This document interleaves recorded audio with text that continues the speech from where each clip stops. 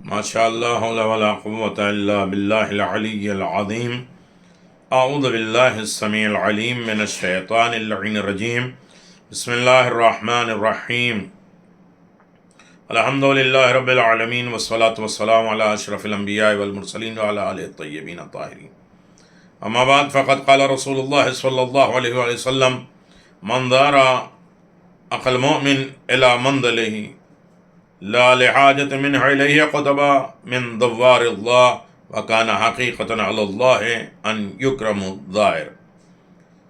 امیر المومنین فرماتے ہیں: زوروا فی اللہ، جالسوا فی اللہ، آتوا فی اللہ، منعوا فی اللہ، غائلوا اعداء اللہ، وواصلوا اولیاء اللہ. امیر المومنین علی ابن ابی طالب علیہ الصلاۃ والسلام ارشاد فرماتے ہیں کہ اللہ کی رضا کے لیے زیارت کرو، اللہ کی خوشنودی کے لیے آپس میں بیٹھو، اور اللہ کی مرضی کے لیے لوگوں کو دیا کرو، اور اللہ ہی کی وجہ سے کسی سے روکا، اور اللہ کے دشمنوں سے دور رہو، اور اولیاء اللہ کے ساتھ میل جول رکھو، انہیں دیکھتے رہو. تزوروا فی بیوتکم فإن ذلك حیات لأمرنا رحم اللہ عبدا احیا امرنا. امام محمد باقر علیہ السلام فرماتے ہیں: اپنے اپنے گھروں میں ایک دوسرے کی زیارت کرو، کیونکہ اس سے ہمارا امر زندہ ہوتا ہے، اور اللہ اس بندے پر رحم کرے جو ہمارے امر کو زندہ کرتا ہے. میرے عزیزوں، زوروا زیارتکم احیا لقلوبکم ذکرا لأحادیثنا و احادیثنا.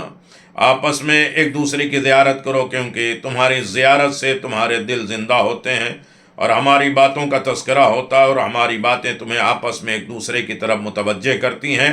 اگر تم نے ہماری باتوں کو اپنے پاس رکھا تو ہدایت پاؤ گے اور نجات بھی حاصل کرو گے، جبکہ اگر چھوڑ دیا تو گمراہ ہو جاؤ گے اور تباہ اور برباد ہو جاؤ گے. لہذا ہماری احادیث کو اپنے پاس رکھ لو، تمہاری اسی میں نجات ہے اور اسی کا میں ضامن ہوں. عزیزان محترم، امام موسیٰ کاظم علیہ السلام فرماتے ہیں: لیسا شیئن انکم لابلیس جنود من زیارت اخوان اللہ بعضهم لبعض. ابلیس اور اس کے لشکر کے لیے کوئی اور چیز قدر باعث شکست نہیں ہے کہ جتنی مومن بھائیوں کی راہ میں خدا ایک دوسرے کی زیارت ہوتی ہے. راہ خدا میں مومن ایک دوسرے کی زیارت کرتا ہے. جب مومنوں کی اس زیارت کی عظمت اتنی زیادہ ہے میرے عزیزوں، تو یہ جاؤ کہ امیر المومنین کی زیارت ہو اور معصومین کی زیارت ہو، اس کا شرف کتنا عظیم ہے. اسی لیے یہ موضوع ہے کہ آؤ کربلا چلیں. کربلا منزل بمنزل کے بعد پچھلے سال بھی آؤ کربلا چلیں، یہ ہماری دوسرے سال کی باتیں ہیں. اور زیارت اہم ترین ہے، بالمشافہہ ملاقات کرنا. زیارت سے پہلے یہ ہے کہ فرات، آب فرات ہے، اسے غسل کرنا، اس کو پینا، اور اس کی فضیلت کیا ہے. زیارت کرنے سے پہلے اعمال کیا ہیں، اور کس طریقے سے انسان زیارت کے لیے نکلے. خود مولا کائنات نے فرمایا ہے کہ پانی دنیا اور آخرت کی شربتوں کا سردار ہے. دنیا کے 4 نہریں جنت سے ہیں: فرات، نیل، سیحان، جیحان. فرات پانی کی نہر ہے، نیل جو ہے شہد کی نہر ہے، سیحان شراب کی نہر ہے، اور جیحان دودھ کی نہر ہے. اور پھر اس کے بعد امام ابو عبداللہ سنا کہ آپ فرمائیں: جو فرات کا پانی پیے گا، اس کی گٹھی لے گا تو وہ ہم اہل بیت کا محب ہوگا. ولادت کے بعد جو پہلا پانی جو ہے وہ فرات کا پیا جائے گا تو محب اہل بیت ہوگا. یہاں تک امام موسیٰ کاظم علیہ السلام فرمائے کہ اگر ہمارے اور فرات کے درمیان میلوں کی دوری ہو، یعنی بہت دور ہو، تب بھی ہم اس کے پاس جاتے اور اسے شفا حاصل کرتے. فرات کا پانی بہرحال شفا ہے، جو زمزم سے بھی افضل ہے. زمزم کا پانی اکڑا تو اس کے سامنے جو ہے اللہ نے زمین کربلا اور کربلا کے پانی کی عظمت بیان کی، جو تواضع اور انکساری کی بنیاد پہ، شکر خدا کی بنیاد پر اتنا عظیم ہو گیا. اور یہاں تک کہ فرات کے لیے ہے کہ ابو عبداللہ نے فرمایا کہ آپ نے فرمایا کہ میں کسی کو آب فرات کی گٹھی جو ولادت کے بعد دیتے ہیں نہیں دیتا، مگر وہ کہ جو ہم اہل بیت علیہم الصلاۃ والسلام سے محبت کرتا ہے۔ پھر آپ نے مجھ سے پوچھا کہ فرات کے اور تمہارے درمیان کتنا فاصلہ ہے؟ تو میں نے بتایا، تو فرمانے لگے کہ اگر فرات مجھ سے صرف اتنی دور ہوتی تو میں صبح و شام وہاں جا کے اس کو پیتا بھی اور اس سے غسل بھی کرتا۔ امام علیہ الصلاۃ والسلام سے اللہ نے فرمان کہ وَيْنُهُمَا إِلَىٰ رَبْوَةٍ ذَاتٍ قَرَارٍ وَمُعِينٍ، امام ابو عبداللہ سے پوچھا گیا، تو سورہ مومنون کی آیت نمبر 50، ہم نے ان کے ربواہ میں جگہ دی جو قرار اور سکون اور صاف خالص پانی تھا کے بارے میں پوچھا، دریافت کیا، تو آپ نے فرمایا کہ آیت میں ربواہ سے مراد نجف اور کوفہ ہے اور معین سے مراد فرات ہے۔ تو عزیزان محترم، انہوں نے فرمایا کہ فرات تمام دنیا اور آخرت کے پانیوں کا سردار ہے، اور یہاں تک کہ روایت میں ہے کہ ہر رات ایک فرشتہ اترتا ہے اور اس کے پاس 3 مسقال کستوری ہوتی ہے جو جنت کی کستوری ہوتی ہے، تو وہ اس کو فرات میں ڈالتے ہیں، اور مشرق مغرب میں کوئی نہر بھی اس سے زیادہ بابرکت نہیں ہے جو فرات سے زیادہ عظیم ہو۔ میرے عزیزو، دیکھیے جناب اسماعیل کے پاؤں سے جو پانی ٹچ ہوا تھا تو وہ زمزم ہو گیا، جس کے 100 نام ہیں اور بہت فضائل ہیں، اور جو غذا بھی ہے اور دوا بھی ہے اور پانی بھی ہے، اس سے شفا ہے، برکت رحمت ہے، لیکن اس میں تو جناب عباس کا ہاتھ، امیر المومنین کا ہاتھ مسمور، جو جنت میں کوثر ملے اور مشک و عنبر اس میں ڈالا جاتا ہے، اس کی عظمت کیا ہوگی۔ تو عزیزان محترم، یہاں تک کہ روایت ہے کہ حسین ابن عثمان جنہوں نے ابو عبداللہ سے روایت کی ہے کہ آپ نے فرمایا کہ فرات میں روزانہ کچھ قطرے جنت کے ڈالے جاتے ہیں، گرائے جاتے ہیں۔ اللہ اکبر۔ ابو عبداللہ ابو العباس پہلا خلیفہ بنی عباس صفا کے زمانے میں کوفہ آئے، تو اپنے سفر کے کپڑوں میں اپنے چوپائے پر آئے اور کوفے کے پل پر ٹھہرے، پھر غلام سے کہا کہ مجھے پانی پلاؤ، تو اس نے ملاح کا برتن لیا اور اس میں پانی ڈال کر آپ کو پیش کیا، تو آپ نے پانی پیا تو وہ آپ کے دہن سے گرنے لگا اور آپ کے داڑھی اور کپڑوں پہ گرنے لگا، پھر اس سے اور پانی مانگا تو غلام نے دیا، پھر آپ نے اللہ کی حمد بیان کی، پھر فرمائے یہ پانی کی نہر کتنی بابرکت ہے، اس میں روزانہ جنت سے 7 قطرے گرائے جاتے ہیں، اور اگر کوئی لوگوں کو معلوم ہو جائے کہ اس نہر میں کیا برکتیں ہیں تو وہ اس کے دونوں کناروں پہ اپنے خیمے لگا دیں گے، اگر اس میں گناہ گاروں میں سے کوئی بھی نہ جاتا تو جو مصیبت زدہ اس میں غوطہ لگاتا وہ تندرست ہو جاتا، اس میں اگر گناہ گار کوئی نہ نہاتا تو ہر جو ہے وہ بیمار اس سے شفا پا جاتا، ہر مشکل آسان ہو جاتی۔ یہاں تک کہ ابو عبداللہ نے فرمایا کہ قرآن میں جو اللہ نے کہا شاطئ واد الایمن، وادی کے داہنی طرف کنارے سے، اس سے مراد فرات ہے، وبقعۃ المبارکۃ، وہ خطہ کربلا ہے، والشجرۃ سے مراد محمد مصطفیٰ صلی اللہ علیہ وسلم ہے۔ یہاں تک کہ ابو عبداللہ سے روایت ہے کہ آپ نے فرمایا جو شخص بھی فرات کے پانی سے اٹھایا جائے گا وہ ہمارا شیعہ ہے، ہماری جماعت سے ہوگا۔ اور ابن عمیر نے کہا کہ ہمارے بعض ساتھیوں نے کہا ہے کہ امام نے فرمایا کہ فرات میں جنت کی 2 ندیاں چلتی ہیں۔ ابن عمیر نے کہا میں نے یہ روایت ابن سنان سے بھی سنی ہے۔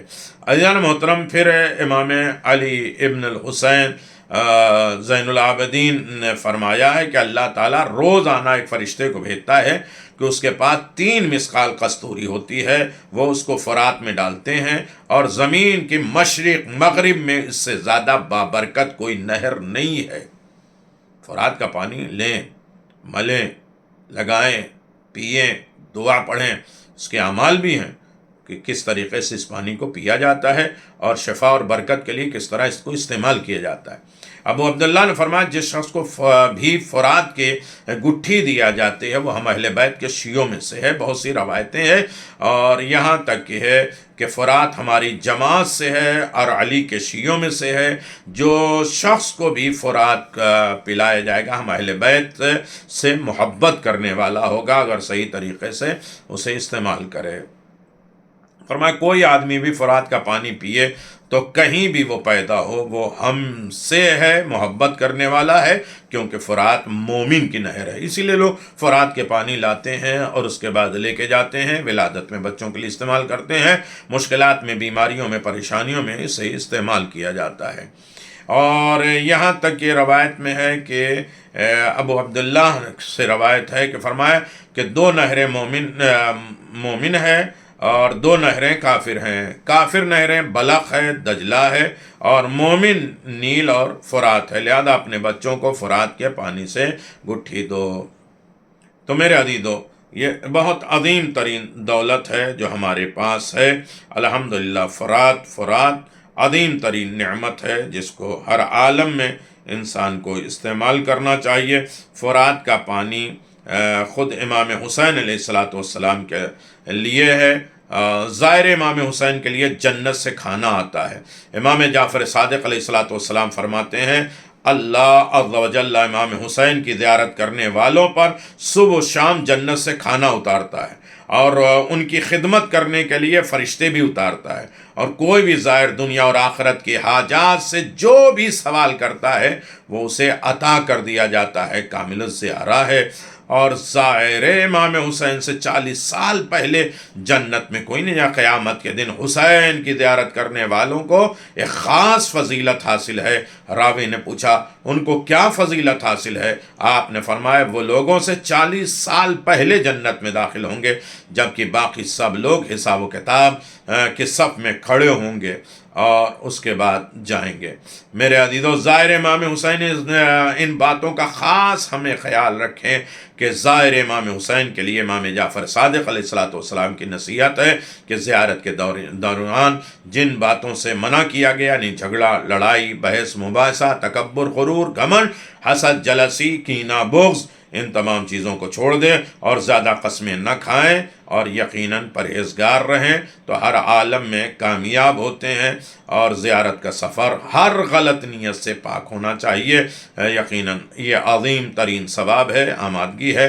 جو شخص حصول ثواب کی خاطر امام حسین کی زیارت کرتے ہیں اور اکڑنا، تکبر، دکھاوا اور انانیت اور شہرت، ان تمام چیزوں کا ارادہ نہیں رکھتے ہیں، وہ گناہوں سے اس طرح صاف ہو جاتے ہیں جس طرح پانی کے ساتھ کپڑے کو صاف کیا جاتا ہے، تو ان میں میل کچیل باقی نہیں رہتا ہے۔ اس کو ہر قدم کے عوض میں ایک حج لکھا جاتا ہے، اور جب بھی وہ قدم اٹھاتا ہے تو اس کے مقابل میں عمرہ لکھا جاتا ہے۔ اسی طرح بہت سے عظیم ترین ثواب ہیں جو زائر امام حسین علیہ السلام کو پروردگار عطا فرماتا ہے۔ اللہ ہم سب کو زیارت امام مظلوم کربلا کا عظیم ترین تحفہ عنایت فرمائے۔ آخرت میں زائر حسین کا درجہ کیا ہوگا، کتنے بلند ہوں گے۔ جب قیامت کا دن ہوگا تو ایک منادی ندا کرے گا، اعلان کرے گا حسین کے زیارت کرنے والے کہاں ہیں، تو لوگوں میں سے ایک جماعت کھڑی ہوگی اور ان کو صرف اللہ ہی شمار کر سکتا ہے، اور اللہ عز و جل ان سے پوچھے گا کہ تم نے حسین کے قبر کی زیارت کا ارادہ کیوں کیا تھا؟ تو وہ کہیں گے اے میرے رب، ہم رسول اللہ، علی اور فاطمہ کی محبت میں ان کے پاس آئے تھے اور ان سے جو سلوک کیا گیا ہے ان پر ان کا غم منانے آئے تھے۔ انہیں کہا جائے گا کہ یہ ہیں رسول اللہ، علی، فاطمہ، حسن، حسین، ان کے ساتھ مل جاؤ، تم درجے میں بھی ان کے ساتھ رہو گے، تم رسول اللہ کے پرچم کے نیچے آ جاؤ۔ وہ رسول اللہ کے پرچم کی طرف چلے جائیں گے اور یہ پرچم امیر المومنین کے ہاتھ میں ہوگا، یہاں تک کہ وہ سب جنت میں داخل ہو جائیں گے، تو وہ پرچم دائیں بائیں آگے پیچھے ہوگا اور انہیں ہر طریقے کی نجات مل جائے گی۔ یقیناً جو انسان زیارت امام حسین علیہ السلام کرتا ہے، اللہ ان کو تمام گناہوں سے پاک کر دیتا ہے اور نجات دے دیتا ہے، اور یقیناً ہر منزل پر انسان کو کامیابی اور سرخرو ہونے کا درس دیتا ہے، یہاں تک کہ جو بھی امام حسین کے قبر اقدس کی زیارت کے لیے چل کر آتا ہے، اللہ تبارک و تعالیٰ اس کے ہر اس قدم کے بدلے میں جسے وہ اٹھاتا ہے رکھتا ہے، جناب اسماعیل کی اولادوں سے غلام آزاد کرنے کے برابر ثواب ان کے نام اعمال میں دیتا ہے۔ خوش نصیب ہیں افراد وہ جو زیارت امام حسین علیہ السلام کرتے ہیں، اور ہر عالم میں زیارت کا اجر و ثواب بہت زیادہ ہے۔ خدا ہم سب کی زیارتوں کو قبول و مقبول فرمائے، اور زندگی میں ہر عالم میں امام حسین علیہ السلام کا ظاہر قرار دے۔ 1 درہم کے بدلے میں 10 لاکھ درہم کا ثواب ہوتا ہے جو زیارت امام حسین علیہ السلام پہ خرچ ہوتا ہے۔ آؤ کربلا چلیں، یہاں بیٹھے رہیں گے تب بھی دل کربلا میں رہے گا، نیتیں کربلا میں رہیں گی، اور دعائیں کربلا کے ساتھ رہے گی، امام حسین کا غم رہے گا، محبت حسین رہے گی۔ تو ہر عالم میں جہاں بھی رہو گے کربلا کا رخ کر کے کہو السلام علیک یا ابا عبداللہ، ہر مشکل آسان ہو جائے گی اور انسان کربلا کا مطیع و فرما بردار ہو جائے گا۔ یہ ایک طریقے کا غسل ہے جب کی ابتدا ہے کربلا کی زیارت کے لیے، جس میں فرات ہے، اور فرات کی عظمت آپ کی خدمت میں بیان کی گئی۔ خداوند عالم ہمیں کربلا سننے، سمجھنے اور اس پر ان کی نصیحتوں اور پیغامات پر اثر کرنے کی، عمل کرنے کی دولت عنایت فرمائے۔ محب حسین میں ہمارا شمار ہو، غم حسین، غم اہل بیت منانے کی ہمیں توفیق عنایت فرمائے، ہم آل محمد کے ساتھ زیارت کر سکیں، اور ہماری زیارت امام زمان علیہ السلام کے سائے میں ہو، اور ان کی معیت میں ہمیں زائر حسین قرار دے۔ السلام علیکم ورحمۃ اللہ وبرکاتہ۔ السلام علیکم یا ابا عبداللہ الحسین۔